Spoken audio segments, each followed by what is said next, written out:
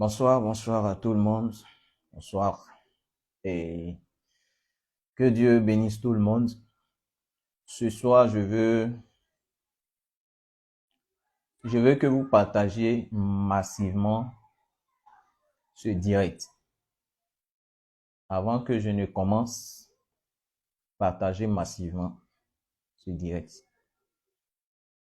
J'attends qu'il y ait des connectés. Connectez-vous et partagez le direct. Taguez tous les chrétiens. Parce qu'aujourd'hui, il y a vraiment beaucoup de choses à dire. Taguez-moi tous les chrétiens ou toute la communauté chrétienne. Ou toutes les communautés chrétiennes. Taguez-les-moi parce on va parler de quelque chose de très, très important.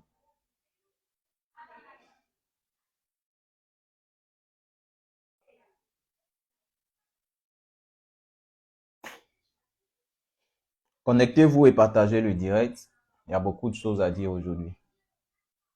On se connecte.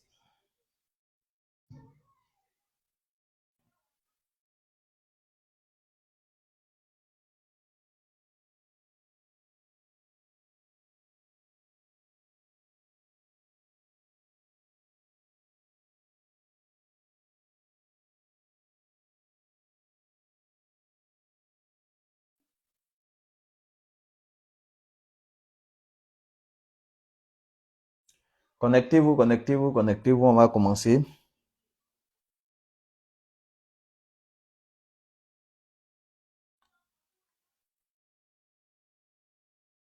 On se connecte. Connectez-vous et partagez massivement. Partagez le direct.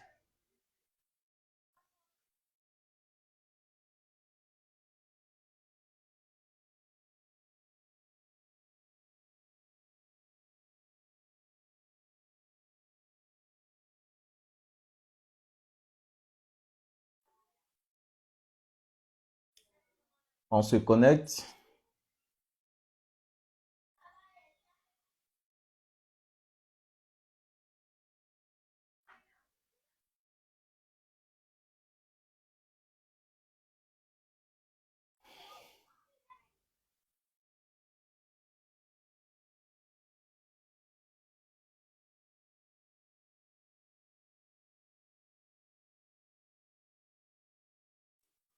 Connectez-vous, connectez-vous et partagez le direct. Je vais commencer.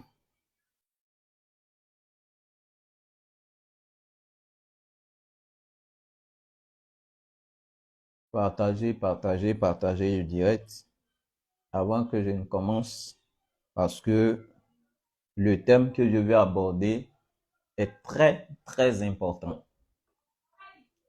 Taguez, partagez le direct dans tous les groupes chrétiens, dans tous les groupes chrétiens.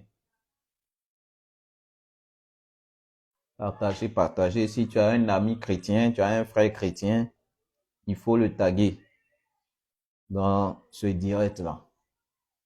Parce qu'on va parler d'une chose très importante.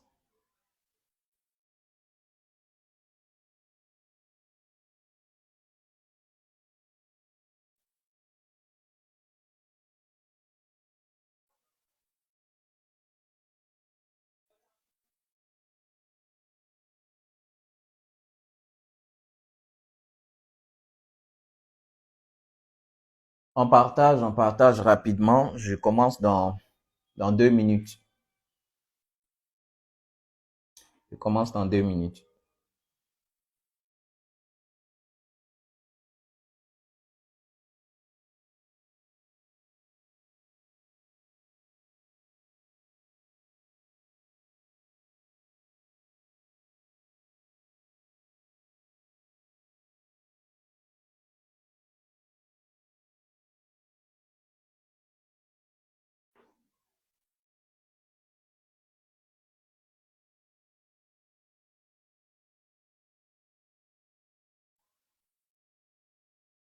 Partagez le direct, partagez le direct.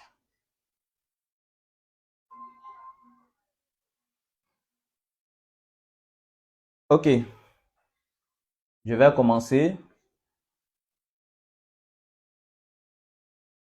D'abord, je tiens à m'excuser du fait que le samedi passé, le direct n'a pas eu lieu. Dans tout le secteur, il y a eu une coupure d'électricité depuis près de 3 jours plus. Donc le temps de rentrer à la maison, j'étais déchargé. Mon téléphone était à 13%. Je ne pouvais pas faire de direct parce qu'il n'y avait pas d'électricité. Je n'ai pas pu charger mon téléphone et il n'y avait pas aussi de la lumière ici à la maison. Donc, je n'ai pas pu faire le direct. Donc, je présente mes excuses à tout un chacun. Et aujourd'hui, je veux que vous partagiez massivement ce direct dans tous les groupes chrétiens. Partagez à tous les chrétiens que vous connaissez.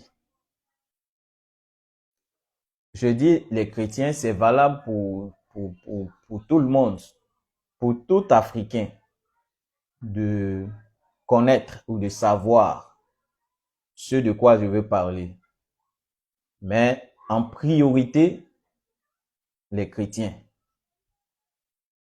D'accord? Parce que ça les concerne plus. Ça concerne toute l'Afrique, mais en particulier le christianisme ou les chrétiens.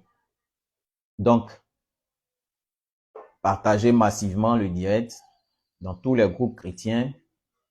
Partagez à vos amis, taguez-les pour qu'ils puissent entendre. J'ai dit qu'aujourd'hui, il y avait de grandes révélations à faire. D'accord? De très grandes révélations concernant le christianisme et l'histoire de l'Afrique. Et je veux commencer par dire que après ce direct, après avoir suivi ce direct, ou toi qui vas regarder ou suivre la vidéo plus tard, toi qui es chrétien, c'est à toi que je parle surtout. Toi chrétien, après avoir suivi ce direct, après avoir suivi cette vidéo, si tu es toujours chrétien, c'est que tu as un problème. D'accord? Après avoir suivi cette vidéo attentivement, avec un esprit ouvert, sans émotion aucune, que tu es toujours resté dans le christianisme, c'est que tu as un sérieux problème, ou je dirais que tu es destiné à rester là-bas. D'accord? Et pour mon thème de ce soir, c'est un peu une réponse aux commentaires d'un frère. Dans son commentaire, il y a plusieurs points ou plusieurs questions qui ont été évoquées dans son commentaire. Mais aujourd'hui, je vais répondre au premier point de son commentaire. D'accord? Donc, je vais lire tout son commentaire. Je crois que c'est suite à mon direct du samedi surpassé qu'il a fait le commentaire. D'accord? Où j'ai parlé de l'historique de l'avènement du christianisme en Afrique. D'accord? Et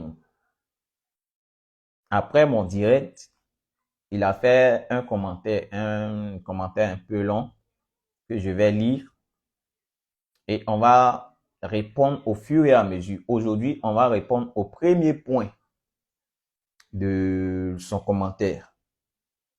Et au fur et à mesure, on va toucher tous les points qu'il a évoqués dans son commentaire, sa préoccupation. D'accord? Donc, je lis son commentaire suite à mon direct du samedi passé, mon dernier direct. Il dit, si vous dites que la religion est une invention des Blancs pour faire endormir le noir, les religions dites africaines ou la science africaine ont apporté quoi à l'Afrique? L'Afrique est championne dans le mal, à pas détruire la vie des autres. Si la vérité qui était dans la religion africaine était si forte, le christianisme allait-il être installé en Afrique? Donc, voici sa préoccupation. Mais je veux répondre aujourd'hui au premier point qu'il a évoqué, parlant de l'invention, la religion et précisément le christianisme, qui est une invention des Blancs, des Occidentaux, de l'Occident. D'accord? Comment le christianisme, la religion chrétienne a été inventée par les Occidentaux. C'est de ça qu'on va parler aujourd'hui. Et dans mon direct passé, j'ai évoqué les phases, parce qu'il y a eu plusieurs phases de l'avènement du christianisme en Afrique. On a parlé de la première phase, la deuxième phase, la troisième phase. La première phase qui était entre le 1er et le 7e siècle.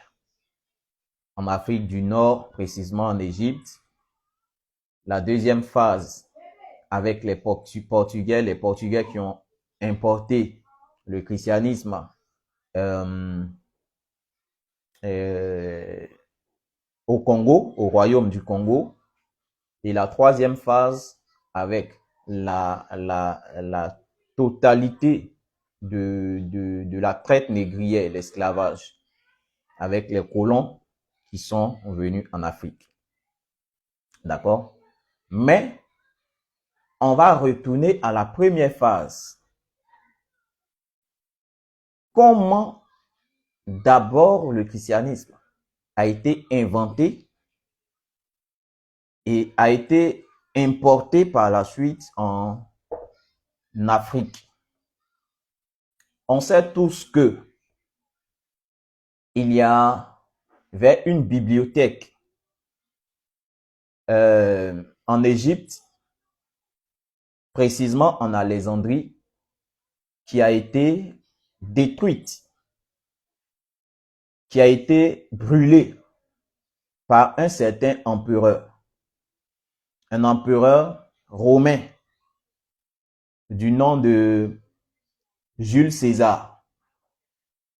D'accord? Et c'est de là que va partir ou va naître le christianisme, la religion chrétienne. Mais comment ça va se passer? On sait ou on connaît, pour ceux qui ne connaissent pas, l'empereur Jules César. Jules César, c'est un écrivain et un dictateur romain qui est né le 12 ou le 13 juillet 100.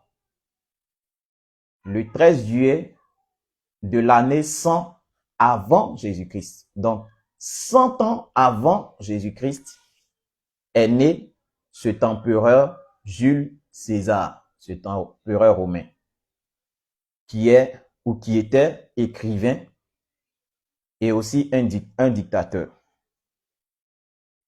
Qu'est-ce qui va se passer? Parce que Jules César est un écrivain, ou était un écrivain, il va venir en Afrique, précisément en Égypte, Et il va découvrir beaucoup de choses dans la bibliothèque d'Alexandrie qui regorgeait pratiquement toute l'histoire réelle, toute la vraie histoire de l'Afrique. Et c'était en quelque sorte la plus grande bibliothèque de son temps, la bibliothèque d'Alexandrie. Et cette bibliothèque avait toute l'histoire réelle de l'Afrique.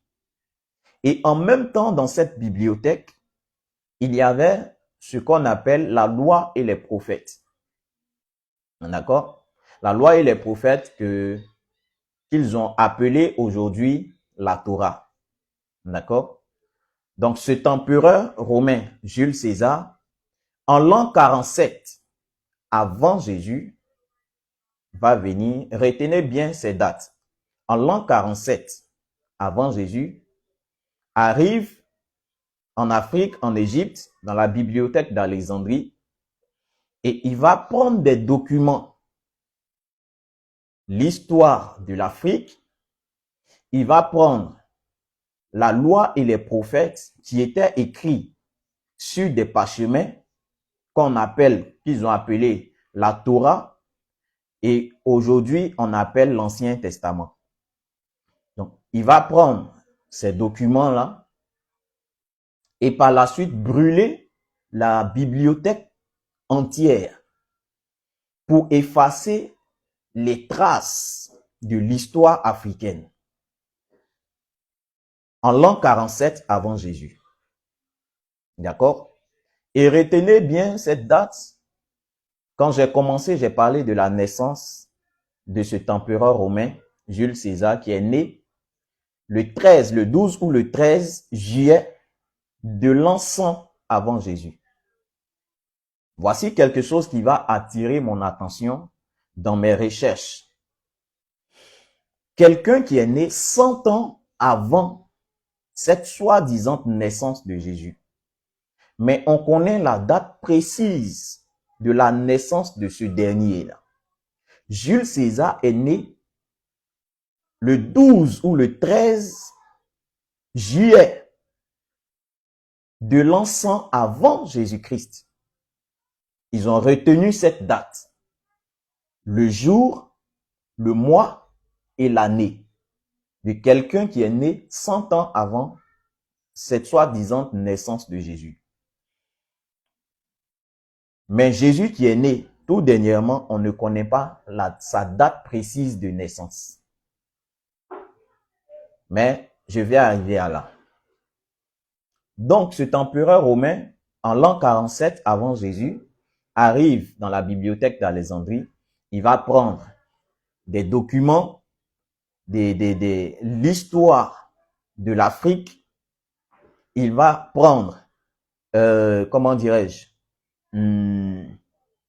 la loi et les prophètes qui étaient écrits sur des parchemins qu'on appelle la Torah, qu'on appelle aussi et qu'ils ont nommé l'Ancien Testament. Il va prendre et pour effacer le reste ou les traces de l'histoire de l'Afrique, il va brûler la bibliothèque d'Alexandrie. Et il prend le reste des documents qu'il a récupérés, qu'il va rentrer à Rome avec. D'accord? Il rentre à Rome avec la loi et les prophètes, avec l'histoire de l'Afrique, et il va aller, ils vont prendre de force 70 juifs, 70 hébreux, parce que dans mes directs passés, j'ai expliqué que les vrais hébreux, les vrais juifs sont de race noire. Donc, ils vont prendre de force, puisque la loi et les prophètes étaient écrits en langue hébraïque et en araméen. D'accord? On sait que l'hébreu, c'est la langue des Juifs. Et l'araméen est aussi une langue des Juifs, mais c'est une langue, comment dirais-je, africaine et juive. D'accord? Une langue négro-juive. D'accord?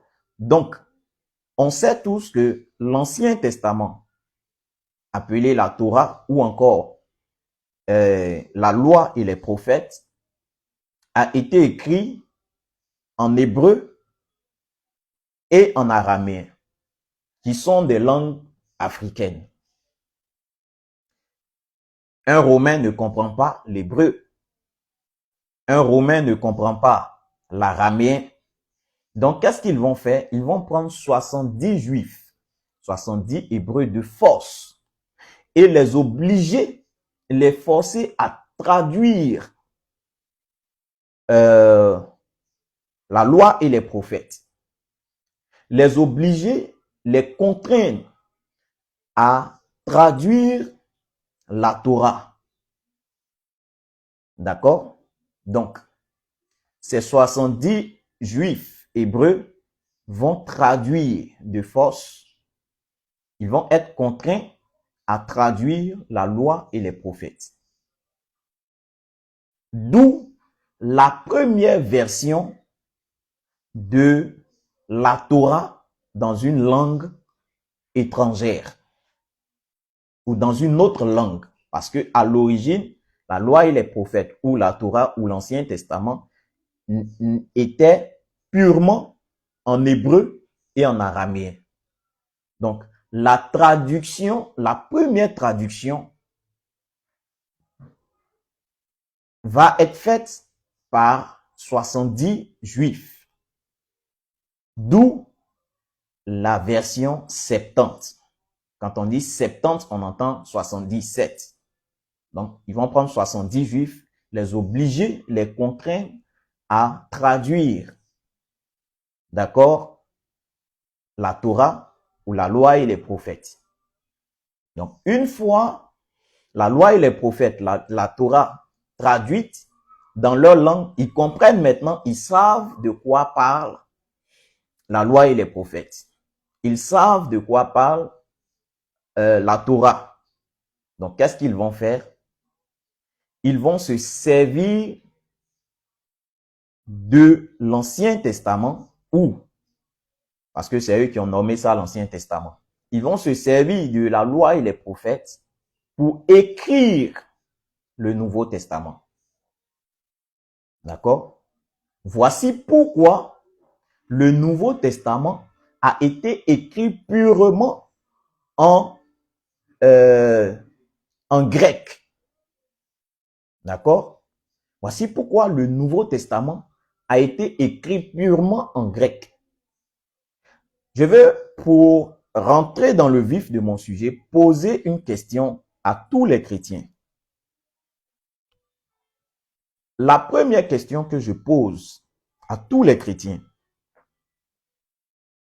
on nous dit que Jésus était juif, d'accord? Ses disciples étaient juifs. Et tous les autres, toute l'histoire du Nouveau Testament s'est passée en Israël. Ils étaient tous juifs.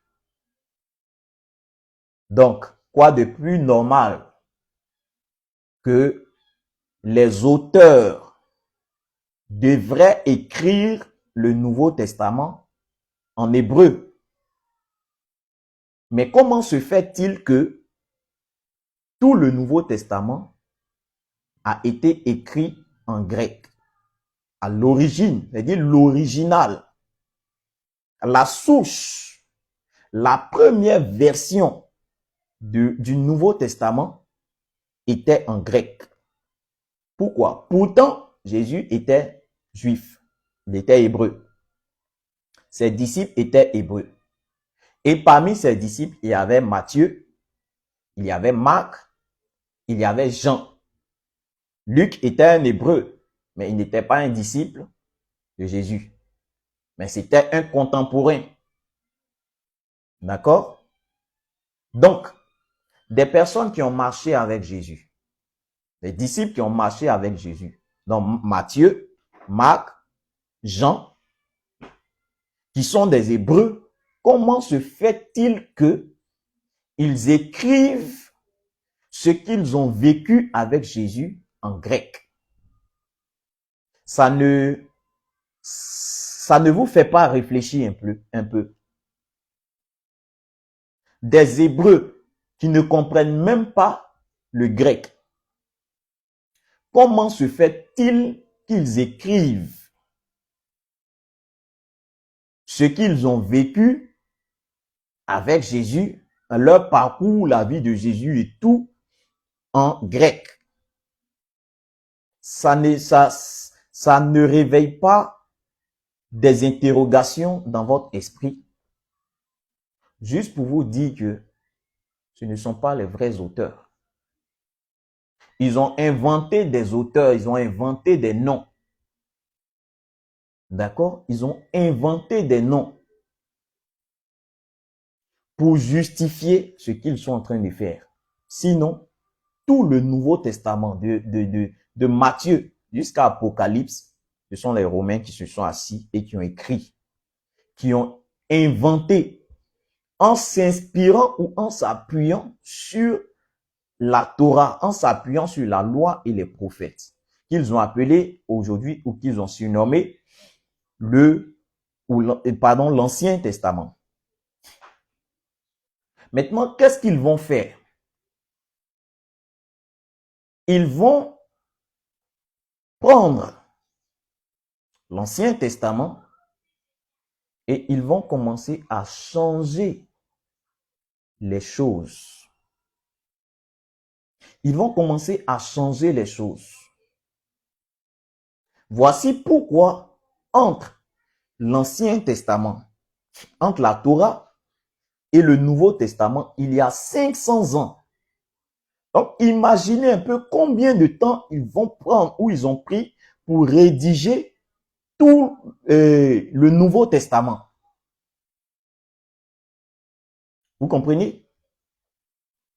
Donc, ils vont s'asseoir, réfléchir, s'appuyer sur l'Ancien Testament, la Torah, la loi et les prophètes, et ils vont rédiger, ils vont écrire le Nouveau Testament. D'accord? Maintenant, qu'est-ce qui va se passer? Dieu a donné une prophétie par la bouche de Daniel qui va s'accomplir là. Et on va lire ça. Si vous êtes vraiment des chrétiens, que vous croyez en la Bible, ça va susciter beaucoup d'interrogations en vous. On va prendre Daniel chapitre 7, verset 23. Le christianisme est une pure invention. Ils se sont basés sur l'Ancien Testament, la loi et les prophètes, la Torah, pour inventer, pour rédiger le Nouveau Testament. Donc, on va lire, vous allez savoir, vous allez comprendre clairement la manigance, l'arnaque du christianisme, l'arnaque de l'Église catholique gréco-romaine. Donc, Daniel, chapitre 7, Daniel, chapitre 7. Excusez, je trouve ça rapidement. Daniel, chapitre 7, verset 23. Mais avant de lire, j'aimerais dire, parce que j'ai sauté un point, donc, quand ils vont venir prendre la loi et les prophètes dans la bibliothèque d'Alexandrie, ils vont aller traduire, donc, d'où la Septante, vous pouvez aller faire vos recherches. La première version traduite de la Bible ou de la Torah, ce n'était que l'Ancien Testament. Il n'y avait pas de Nouveau Testament. Donc, la première version traduite de la Torah, la première version traduite de la Bible, n'était que l'Ancien Testament. Le Nouveau Testament n'existait pas. D'accord? Voici pourquoi quand vous allez prendre la Bible version 70, il n'y a pas de Nouveau Testament dedans. C'est purement l'Ancien Testament. Et vous allez remarquer que dans cette version 70, il y a plus de livres que dans nos versions qu'on connaît aujourd'hui. D'accord? Il y a plus de livres. Vous allez voir là-bas, comment dirais-je, Siracide, vous allez voir, il y a plusieurs livres dans la Septante que vous n'allez pas trouver dans nos versions qu'on a aujourd'hui. Donc, pour dire quoi? Quand ils vont prendre la loi et les prophètes, la Torah qu'ils vont traduire, ils vont sélectionner ce qui les arrange en changeant ou en modifiant des choses à l'intérieur.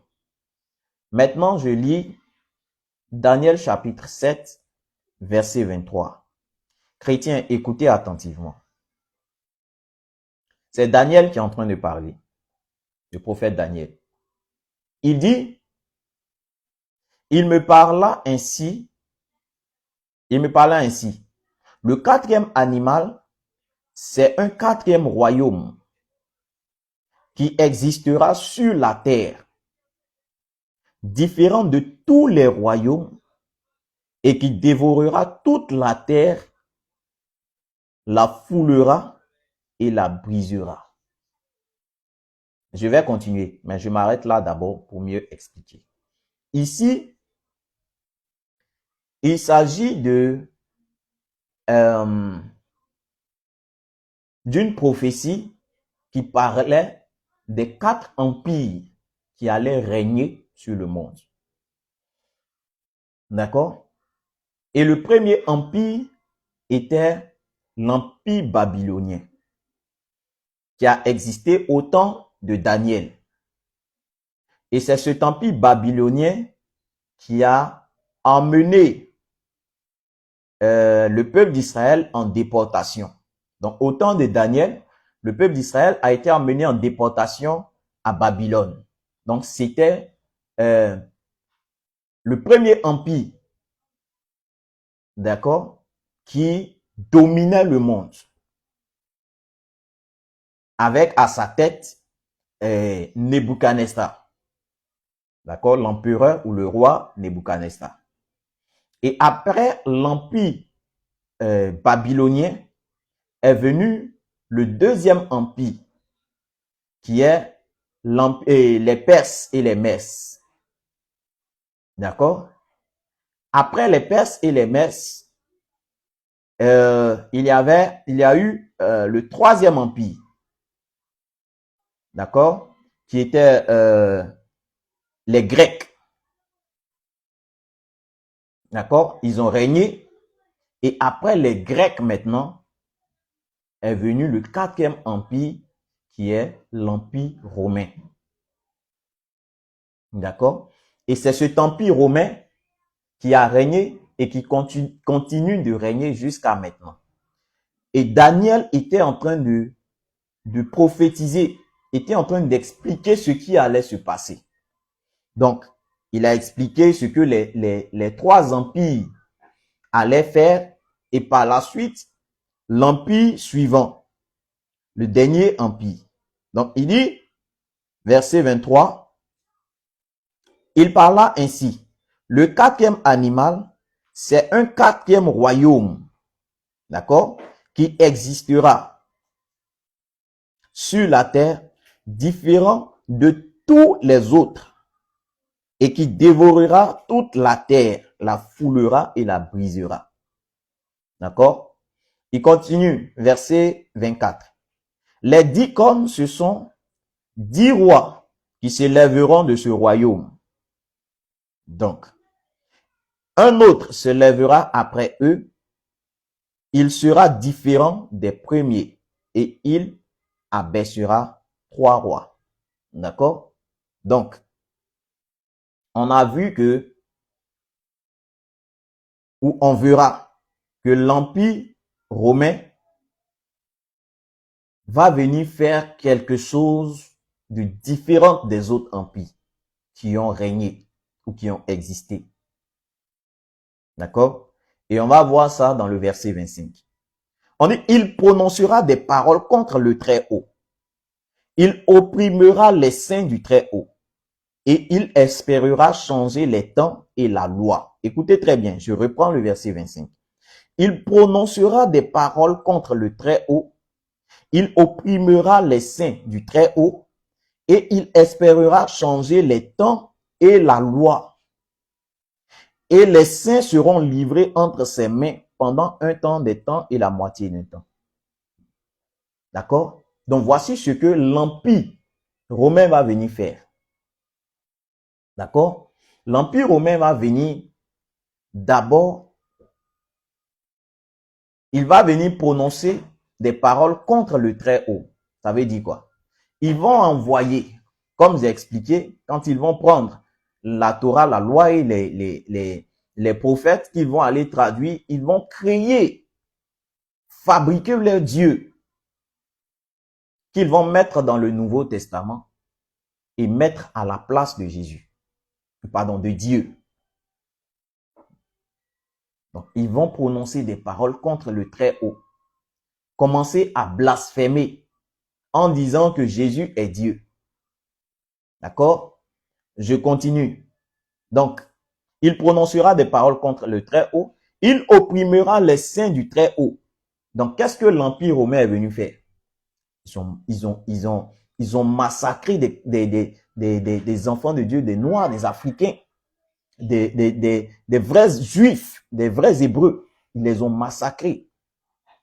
Juste pour imposer leur religion. Ils ont massacré, ils ont fait du mal.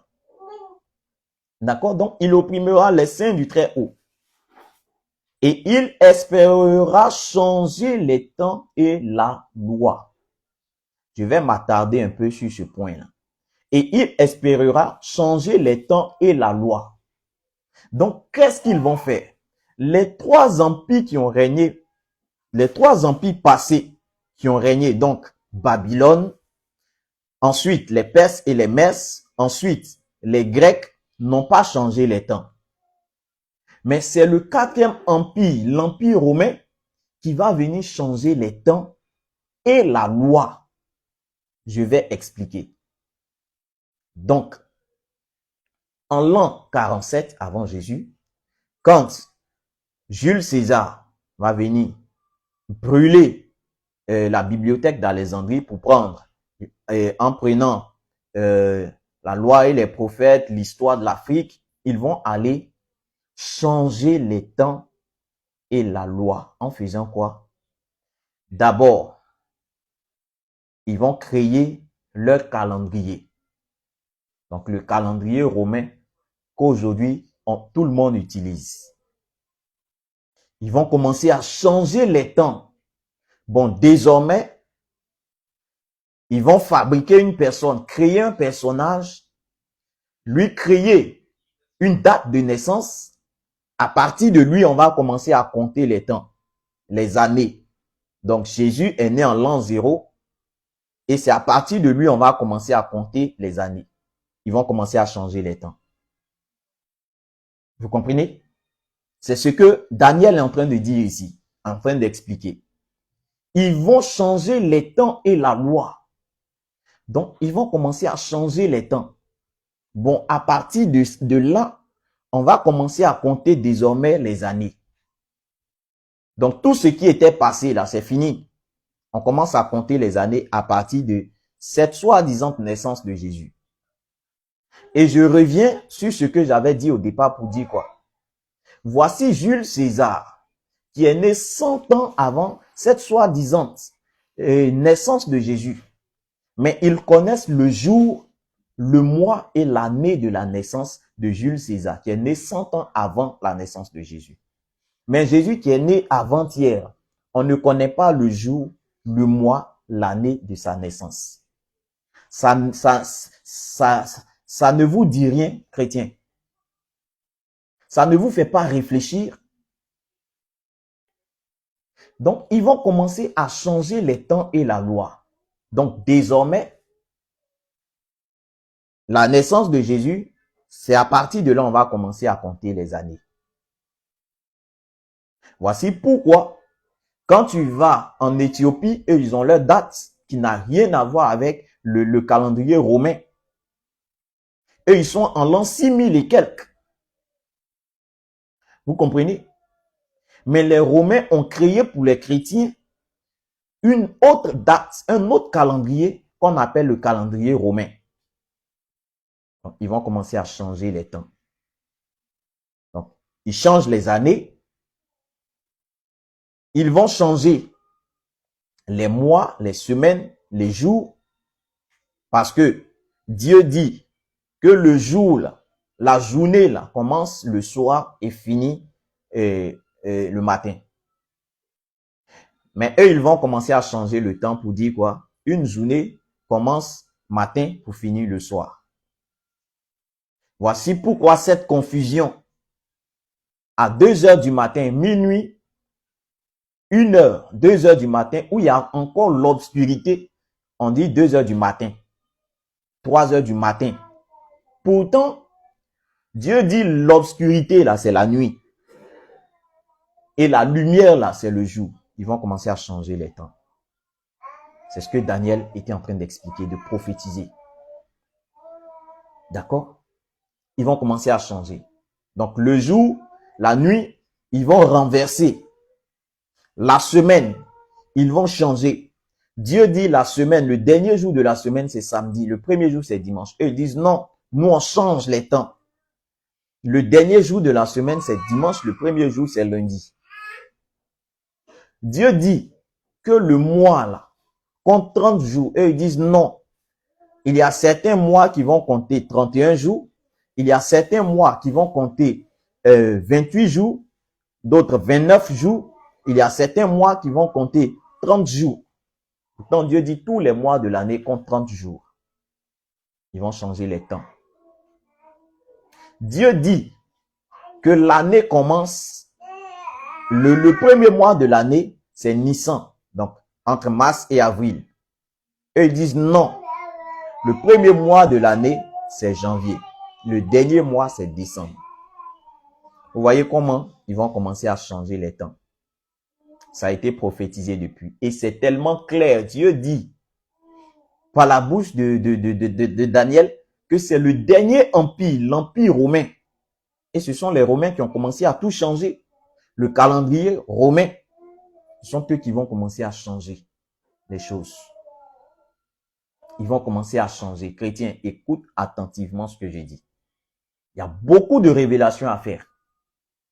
Si après tout ça, toi, chrétien, tu es resté encore dans le christianisme, c'est que tu es destiné à ça, en fait. D'accord? Donc, ils vont commencer à changer les temps. L'année, ils vont changer. Les jours, semaines, mois, ils vont commencer à tout changer. Si bien qu'aujourd'hui, on se croit en l'an 2025. Pourtant, il y a plusieurs années qui sont passées en arrière. Tu vas en Éthiopie, ils sont en l'an 6000 et quelques. Mais nous sommes en 2025 selon le calendrier romain. D'accord? Donc, on a fini avec, ils vont changer les temps. On prend encore la suite. Ils vont changer, il espérera changer les temps et la loi. Il espérera changer les temps et la loi. Donc, ils vont changer la loi que Dieu a donnée à Moïse. La loi que Dieu a donnée au peuple d'Israël. Donc, quand ils vont venir prendre la loi et les prophètes, ils vont aller changer la loi pour venir déposer dans le Nouveau Testament. Et ils vont dire quoi désormais? Jésus est la fin de la loi. D'accord? Jésus est la fin de la loi. Voici ce qu'ils vont venir dire. Pourtant, regardez quelque chose. Quand on lit Malachie 4, Malachie, c'est le dernier livre de l'Ancien Testament. Malachie chapitre 4, verset 4. Écoutez ce que Malachie 4, verset 4 dit. C'est Dieu qui parle au peuple d'Israël. Des centaines ou des milliers d'années après Moïse. Voici ce que Dieu va dire au peuple d'Israël. Malachie 4, verset 4. Souvenez-vous de la loi de Moïse, mon serviteur, auquel j'ai prescrit en Horeb pour tout Israël des préceptes et des ordonnances. Voici ce que Dieu dit à son peuple. Dieu dit, souvenez-vous de la loi de Moïse que je vous ai prescrit en Horeb.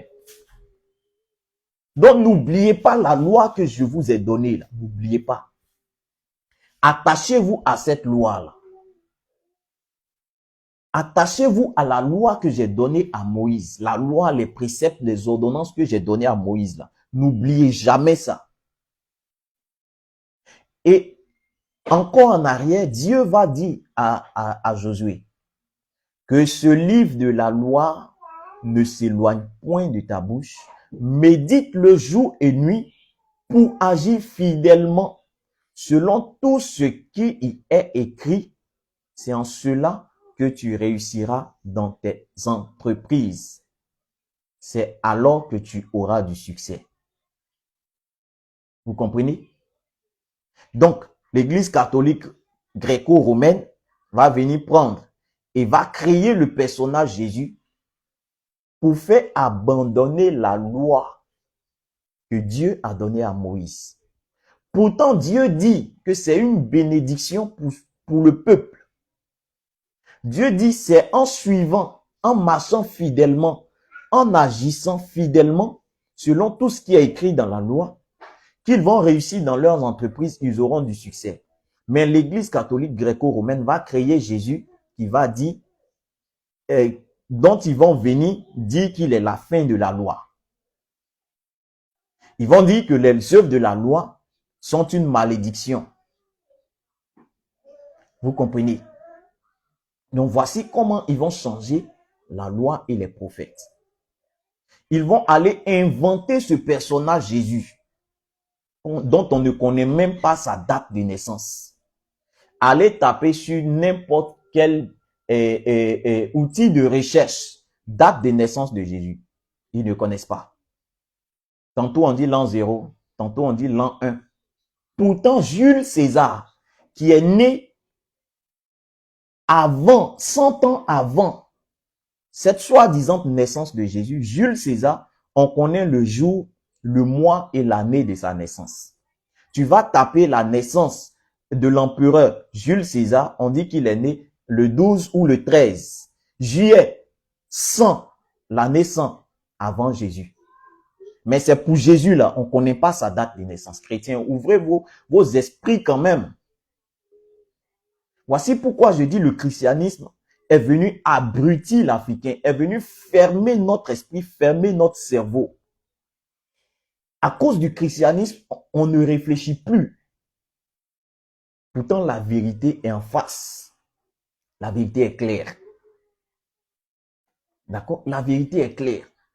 Dieu dit dans la Torah, dans la loi et les prophètes, que tu ne te feras point d'image taillée.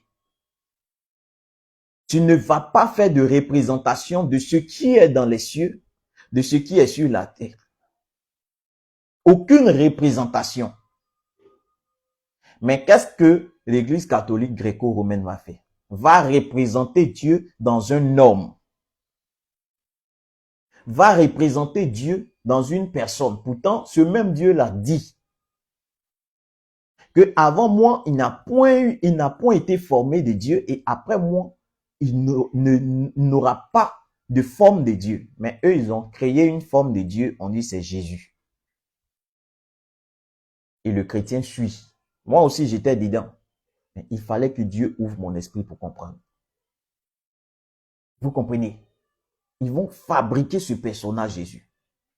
Et aujourd'hui, tu vois, tous les chrétiens, ils symbolisent le christianisme, Jésus par la croix. Pourtant, Dieu dit dans l'Ancien Testament ne te fera pas de représentation de ce qui est dans les cieux. Ne fera pas de représentation. Mais ils vont faire une croix, tous les chrétiens. Il n'y a pas que l'église catholique. Donc les chrétiens, même évangéliques, protestants, qui critiquent l'église catholique, là, vous-même, vous faites plus pire. Quelle est la différence entre la statue de Marie devant laquelle le catholique se prosterne et la croix devant laquelle l'évangélique, le protestant, tous les autres se prosternent? C'est quoi la différence? C'est même image là.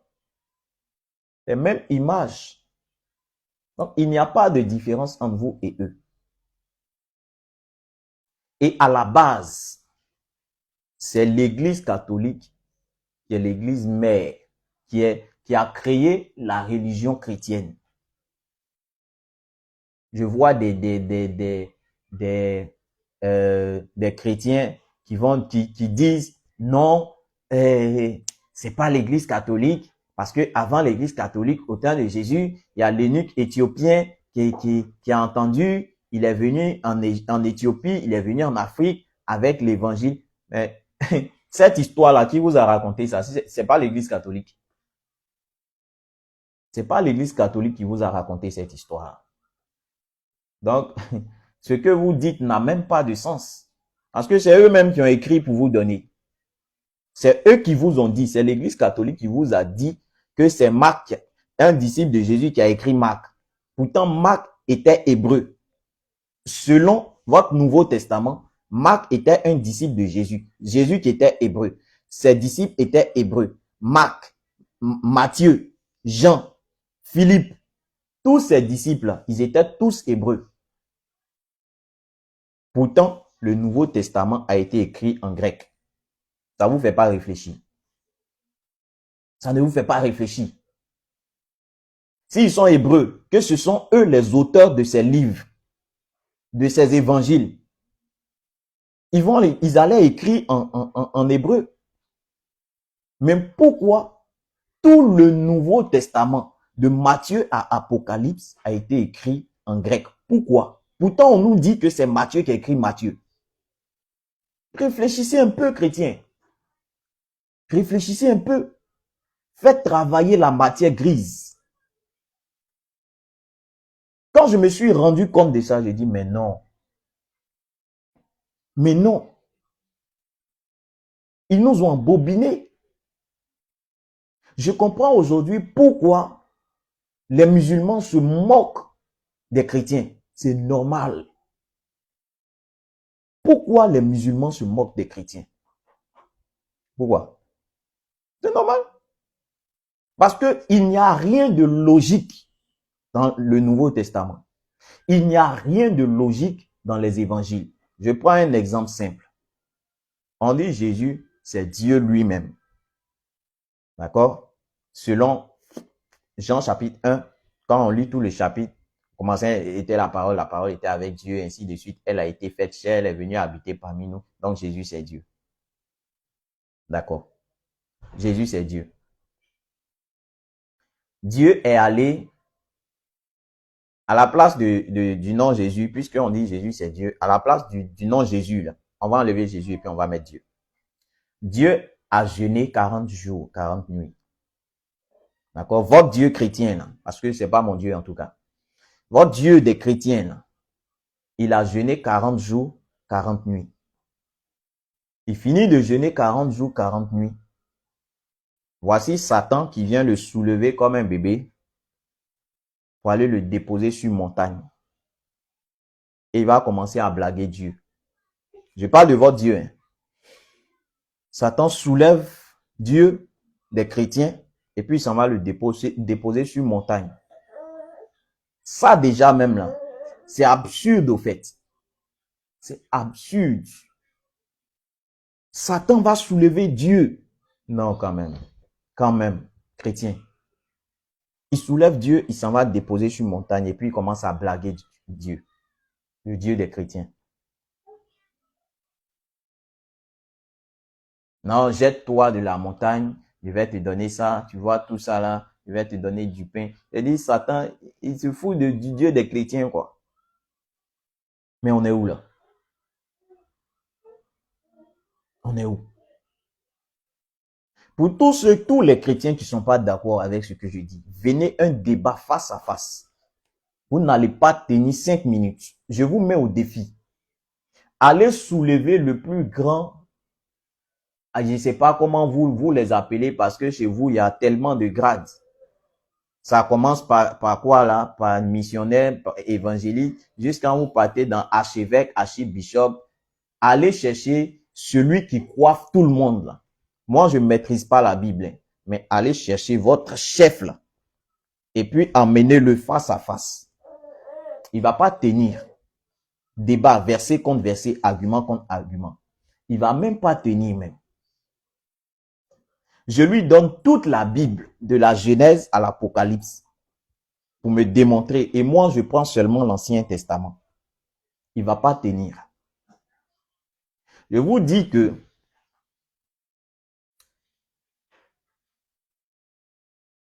moi, je déclare la guerre à l'église en Côte d'Ivoire précisément. Peut-être à la longue, ça va s'étendre, mais en Côte d'Ivoire, peut-être, ça sera pas moi que les églises vont se fermer en Côte d'Ivoire. Je dis peut-être. Mais en tout cas, cette lutte-là, je vais la mener. Je vais la mener. Parce que le christianisme est venu abrutir. À cause du christianisme, on ne réfléchit plus. On ne réfléchit plus. Les chrétiens ne réfléchissent plus. Quand tu mets les versets, les arguments devant lui, il n'a plus d'arguments. Il dit non, c'est spirituel. Qu'est-ce qui est spirituel? Qu'est-ce qui est spirituel? Donc, je ferme la parenthèse. J'ai laissé même mon sujet. Donc, on était dans Malachie 4, où Dieu va dire au peuple d'Israël, souvenez-vous de la loi de Moïse, ne l'oubliez pas. Mais le Nouveau Testament va venir dire que Jésus est la fin de la loi. Donc, l'accomplissement de Daniel chapitre 7 verset 23.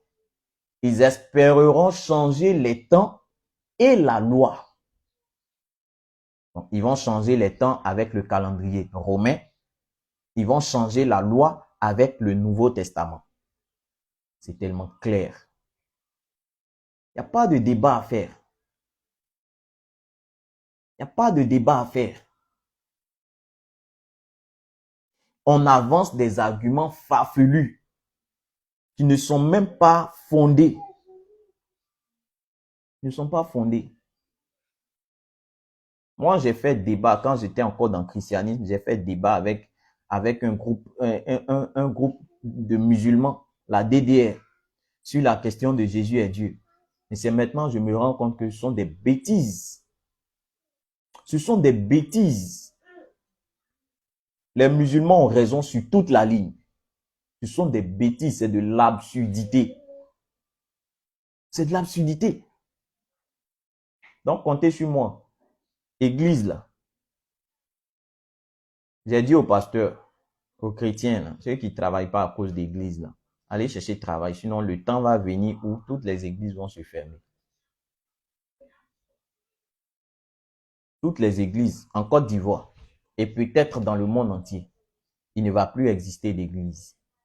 En Chine, ils ont interdit l'église là-bas. Non? Ça vient. À cause d'église là, l'homme ne réfléchit plus.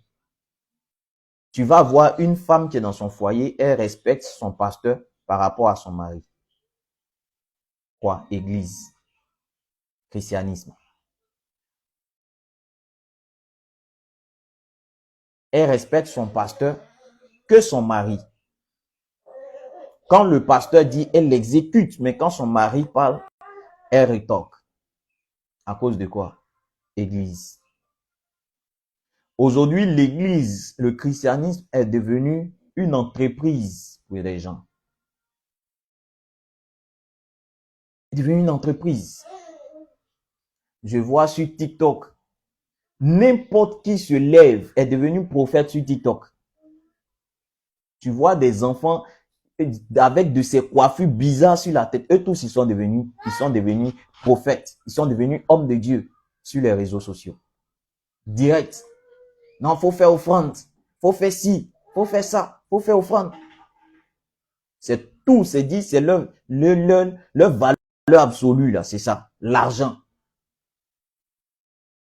Quand il va à l'école, il voit que l'école ne lui va pas, là. Église. Le temps va venir où le taux de chômage là, va grimper parce que les églises vont se fermer. D'accord? Donc, qu'est-ce qui va se passer? Dieu, par la bouche du prophète Daniel, va prophétiser que l'Empire romain va venir changer les temps et la loi. Donc, pourtant Dieu dit dans Deutéronome que si tu obéis à la loi de l'Éternel, ton Dieu, voici les bénédictions qui vont t'accompagner. Mais si tu n'obéis pas à la loi de l'Éternel, ton Dieu, voici les malédictions qui vont t'accompagner. Ils vont changer la loi, ils vont, dans le Nouveau Testament, ils vont dire que les œuvres de la loi sont une malédiction. En d'autres termes, la loi est une malédiction. Et quelle contradiction! Ils disent que Jésus n'est pas venu pour abolir la loi, c'est-à-dire, ils font un peu comme souris. Quand tu dors et puis souris vient manger ton pied. C'est ce que l'Église catholique gréco-romaine a fait. Elle dit, il bouffe et puis il souffle. Il bouffe et puis il souffle. Tu te rends même pas compte, tu te lèves matin, tu marches, tu sens une sensibilité en bas de ton pied. Tu regardes la souris, elle a déjà mangé. Et puis, où le sang doit sortir là, il laisse. C'est ce que l'Église catholique gréco-romaine a fait. Ils disent quoi? Jésus dit qu'il n'est pas venu pour abolir la loi. Il est venu pour l'accomplir. Je vais chercher le verset. Il n'est pas venu pour abolir la loi, mais il est venu pour l'accomplir. D'accord? Donc,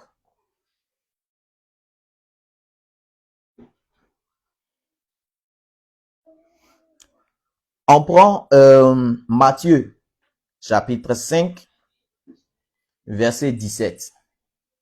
C'est Jésus qui parle. Il dit, ne croyez pas que je sois venu pour abolir la loi ou les prophètes.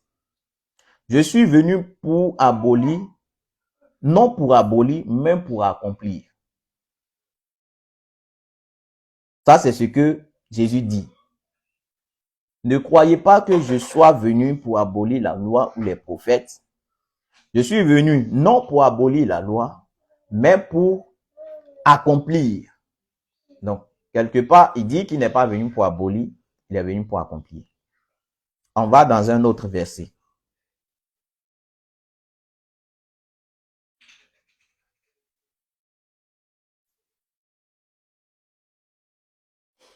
On va lire dans un autre verset. Romains. Vous allez voir la contradiction. Ce qu'on vient de lire, Jésus dit qu'il n'est pas venu pour abolir la loi, mais il est venu pour accomplir. On va dans Romains chapitre 10, verset 4. Là, c'est Paul qui parle. L'apôtre Paul qui parle. Car Christ est la fin de la loi. Chrétien, pardonnez, venez m'expliquer ça. Pardonnez, venez m'expliquer.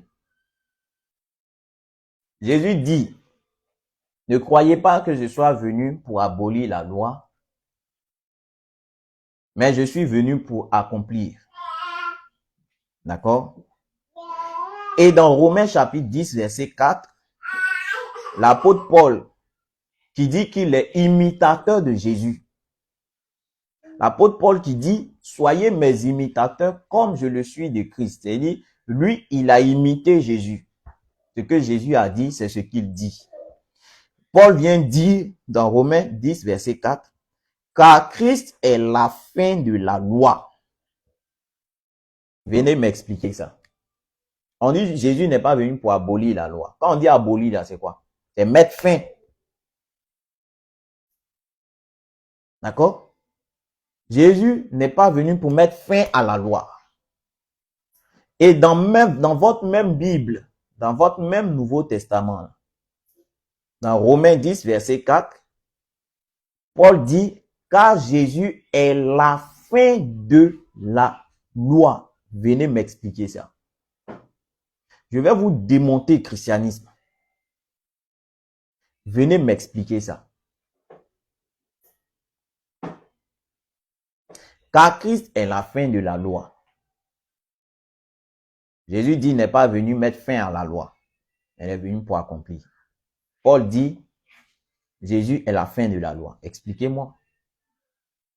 Donc, voici comment ils vont changer les temps et la loi. C'est tellement visible, c'est tellement clair. Je ne suis pas encore allé en profondeur. Je vous ai dit, il y a beaucoup de révélations à faire. Je vais casser les papeaux, comme les gens disent. Il y a beaucoup de révélations à faire. Si au sorti de tout ce que je suis en train de dire, il y a chrétiens qui discutent encore, c'est que vraiment, tu es fait pour ne pas réfléchir. Je ne vais pas être long, je vais aborder les points un peu, pour que les chrétiens comprennent. Parce qu'on nous a trop abrutis. On nous a trop abrutis. Il y a beaucoup de versets que je vais sortir. Beaucoup de choses que je vais dire. Qui vont choquer. Le christianisme, c'est une invention, c'est une arnaque. Ils ont envoyé ça pour voler, piller nos biens. Je vais lire vous lire un dernier verset, et puis on va s'arrêter là. Samedi prochain, on va lire ce dernier verset là. Mon direct est en train de bloquer, ça bloque beaucoup. Donc je vais lire ce dernier verset là. Partagez ce direct là pour que les chrétiens entendent. Donc, Apocalypse chapitre 2. Donc, je vais lire rapidement. Apocalypse 2, verset 9. Vous savez, ils sont pas bêtes, hein, dans ce qu'ils ont écrit là. Ils étaient en train de se moquer de nous. Apocalypse 2, verset 9. Je connais ta tribulation et ta pauvreté. Bien que tu sois riche, dites-moi, sur toute la terre. Donc, dites-moi, sur toute la terre entière, c'est quel peuple qui est pauvre, bien qu'il soit riche? Apocalypse 2, verset 9 dit, je connais ta tribulation et ta pauvreté, bien que tu sois riche. C'est l'Afrique, c'est le noir, c'est le peuple de Dieu. Et les calomnies de la part de ceux qui se disent juifs et ne le sont pas. Qui sont ceux qui se déclarent juifs aujourd'hui? C'est ceux qui sont là-bas. Aujourd'hui, je vais m'arrêter là. Samedi prochain, je vais faire un résumé parce que ma connexion balance. Ma connexion balance beaucoup. Donc, je suis toujours disponible pour les questions, les préoccupations et pour des débats. Je vais devoir vous laisser parce que ma connexion bug. Samedi prochain, on va se prendre. Et s'il y a des questions, des préoccupations, des contestations, mettez-les en commentaire ou m'envoyez par WhatsApp ou par Messenger, peu importe. Vous pouvez retrouver toutes les vidéos. Vous pouvez retrouver toutes les vidéos sur mon compte TikTok, ma page YouTube,